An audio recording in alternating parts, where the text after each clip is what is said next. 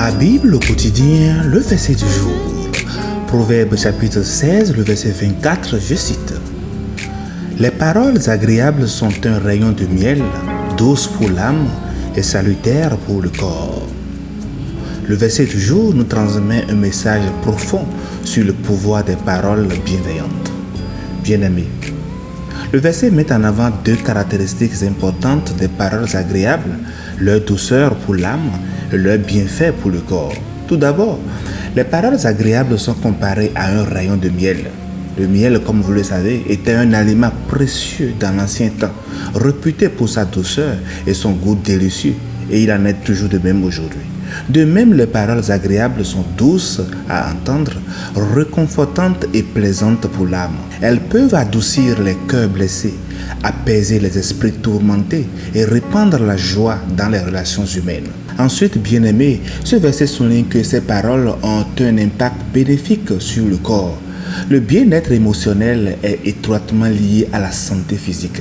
Des paroles positives et encourageantes peuvent contribuer à renforcer le moral, à réduire le stress et à favoriser un état d'esprit plus positif. Ainsi, les paroles agréables peuvent avoir des effets thérapeutiques pour l'ensemble de notre corps, pour l'ensemble de notre être. Ce verset révèle l'importance de la manière dont nous utilisons notre langage. Les mots que nous choisissons, chers amis, de prononcer ont le pouvoir de blesser ou de guérir, d'encourager ou de décourager, de construire ou de détruire. Il nous rappelle que nous devons être prudents et réfléchis dans notre communication avec les autres. En tant que chrétiens, en tant que croyants, nous sommes appelés à suivre l'exemple de notre Seigneur Jésus-Christ. La Bible nous montre que Jésus utilisait ses paroles pour édifier, guérir et consoler les personnes qu'il rencontrait. Il nous a également enseigné à aimer notre prochain et à traiter les autres comme nous aimerions être traités. Chers amis, cherchez-vous à dire de bonnes choses sur vous ou sur les autres? Prononcez-vous des paroles agréables?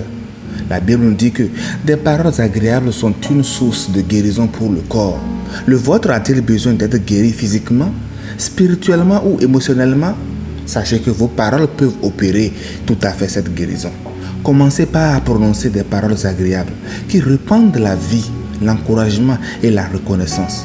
Gardez votre cœur en faisant tout votre possible pour n'écouter que des paroles agréables, sources de vie. Si ce que diffuse la télévision, les coachs de nos jours, la radio, les amis à côté n'apportent pas la vie à votre âme, alors éteignez le poste.